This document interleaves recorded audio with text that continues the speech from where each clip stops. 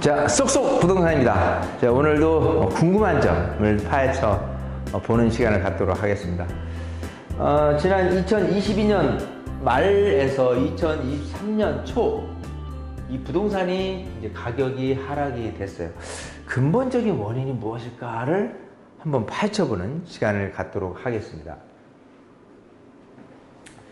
2022년 중반 이후부터 자, 2022년 하면요, 대통령이 바뀌었어요.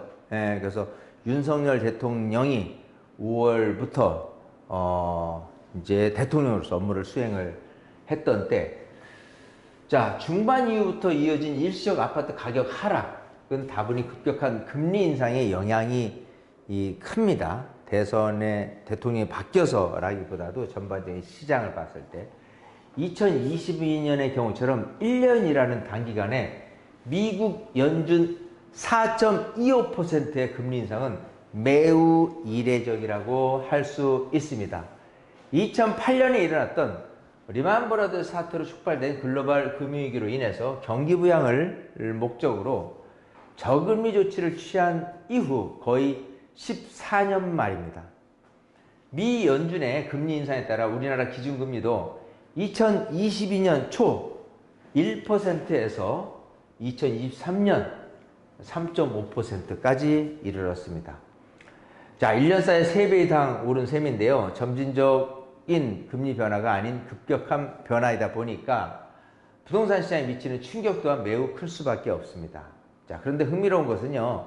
지난 2004년 한국은행 기준금리가 3.25%였는데 2008년에 5.25%까지 상승하였다는 점이죠. 하지만 부동산 가격도 계속 상승을 하였습니다.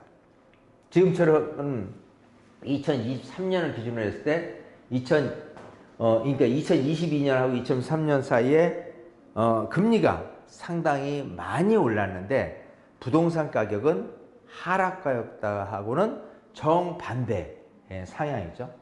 2004년도에서 2008년도 상황을 얘기를 해본다면 적어도 그해 10월 서프라임 모기지가 원인이 된 리만 브라더스 사태가 터지기 전까지 말입니다. 자, 지금처럼 금리가 상승하면 아파트 가격이 내려가야 되는데 당시 우리가 알고 있던 금리와 부동산 가격의 반비례 관계가 성립하지 않았습니다. 오히려 정비례 관계였던 것입니다. 그렇다면 과거와 현재의 이 상황은 어떤 차이가 있을까요? 앞에서 잠시 언급하였지만 그것은 바로 전세 자금 대출에 있습니다. 금리가 올라도 부동산 가격이 하락하는 가능성은 크지 않고요. 2022년 8월 이후 임대차 3법에 계약갱신 청구권에 명시된 2년 약정 기간이 끝나 신규 전세 가격이 크게 오를 것이라고 예측하였던 일부 부동산 전문가들의 예상이 빗나갔던 이유가 바로 이것에 있었습니다. 그래서 그들의 예상이 왜 틀렸는지를 알아보기 위해서 전세금 대출금액 추이를 좀 더 분석해야 할 겁니다. 여기에서 좀 더 이 주제를 자세히 다루도록 하죠. 지난 2004년에서 2008년 당시는 이 전셋집을 구하더라도 대출의 비중은 그리 크지 않았습니다. 저희 전세 보증금은 주로 세입자들이 온전히 가지고 있는 현금인 자기 자본에서 나왔었습니다. 자, 그리고 그 당시에는 전세 보증금 자체가 지금처럼 그리 비싸지 않았던 것이죠. 그래서 전세 보증금에서 대출은 별로 크지 않았고 거의 없었다고 봐야 할 겁니다. 당시 세입자들은 대출 금리가 올라도 금리가 올라도 이자 비용의 부담은 전혀 느끼질 않았었습니다. 반전세나 이 월세로 전환하는 사례도 별로 없었고요. 통계청 사이트에 나와 있는 이 서울 아파트 전세 가격 지수도 2003년 11월 4.67%에서 2008년 11월 54.5%로 꾸준히 상승을 하였습니다. 전세가격 지수는요, 2021년 6월을 100으로 기준 삼았었습니다. 자, 금리가 상승하였어도 전세 가격은 떨어지지 않았습니다. 전세 가격이 강세를 유지했으니 당연히 아파트 가격은 상승 하였던 거죠. 자, 그러나 2022년의 상황은 그때와 매우 대조적이라고 할 수가 있습니다. 시중 5대 은행 전세자금 대출 잔액 규모도 2012년 약 23조 원에서 2021년 130조 원, 2022년 5월 기준으로 132조까지 증가를 하였습니다. 약 10년 전과 비교하면 전세자금 대출금 규모가 5배 증가한 것을 볼 수가 있습니다. 2008년 당시 대출 잔액 규모 약 8조 원에 비해 약 16배가 증가한 규모입니다. 그래서 2022년부터 지금까지 전세가의 약세는 당연히 급격한 금리 인상의 영향이라고 해석할 수밖에 없습니다.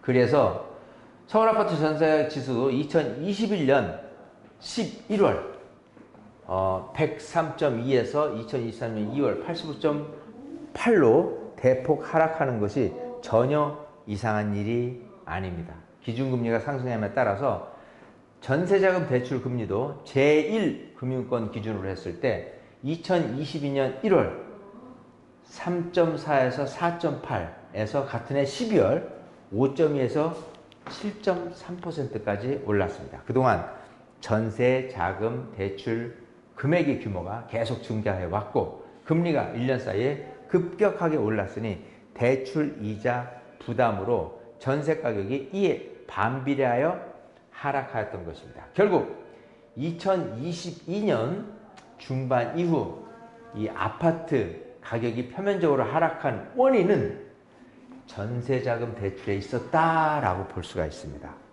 그래서 지난 2004년에서 2008년의 금리 상승에 따른 아파트 가격과 최근 금리 상승의 아파트 가격 추이가 서로 다른 것입니다. 대다수 전문가들이 2022년 8월 전세가 폭등에 의한 전세 대란을 전망을 했지만 그 예측이 틀렸던 이유가 바로 이것입니다. 전문가들은 단순히 임대차 3법 시행 2년으로 전세 만기가 되어 가는 아파트에 이 보증금 급등만을 생각한 것입니다. 그런데 솔직히 이것도 엄밀히 전문가들 잘못은 아니죠. 그들이 금리를 뭐 올리는 주체도 아니고 결국 미 연준의 급격한 금리 인상 조치 결과로 생긴 현상인 것인데 말이죠. 다만 방송이나 유튜브에 전문가들은 2005년에서 2008년 금리 인상 때의 부동산 가격 상승을 일반적인 것으로 확대하여 해석한 것으로 추정이 됩니다. 한꺼풀만 좀 더 들어가서 분석을 해보면 충분히 전세 가격 하락을 예견할 수 있었는데 전세자금 대출 규모를 이들이 일시적으로 간과했던 것입니다. 한마디로 디테일이 다소 좀 부족했던 게 아니었나 생각이 되고요. 2015년부터 전세금 대출 규모 증가, 대출 금리 상승, 반전세 혹은 월세로의 전환 증가로 인한 전세 가격 하락, 또 매매 가격 하락의 흐름으로 부동산 시장의 구조가 형성된 것이라 볼 수 있습니다. 그러나 이것이 과연 대세 하락이 될 수 있는지는 다소 의문스럽고 일견 너무 확대 해석의 결과라고도 볼 수가 있습니다. 2022년 말부터 23년 초의 하락은 2021년 가격 상승, 뭐 진정한 가격은 아닐 수도 있어요. 왜냐하면 거래량이 2019년과 2020년의 절반도 안 되기 때문인데요. 가격이 결국은 거품이었다라는 방증이 될 수 있습니다. 진정한 상승이 아닌 일부 실거주 수요자들에 의해 일어났던 상승이었기 때문입니다. 말 그대로 그래서 거래량이 받쳐주지 않는 폭등과 폭락은 말 그대로 거품으로 상승한 가격이 거품으로 빠졌다라고 봐야 할 것입니다. 아마도 2024년과 2025년은 2020년 평균 가격선 정도에서 다시 계단의 바닥을 확인하는 정도가 되어야 할 것입니다. 이 이야기는 좀 더 뒤에서 다루기로 하겠습니다. 자, 이것으로 쏙쏙 부동산을 마치겠습니다.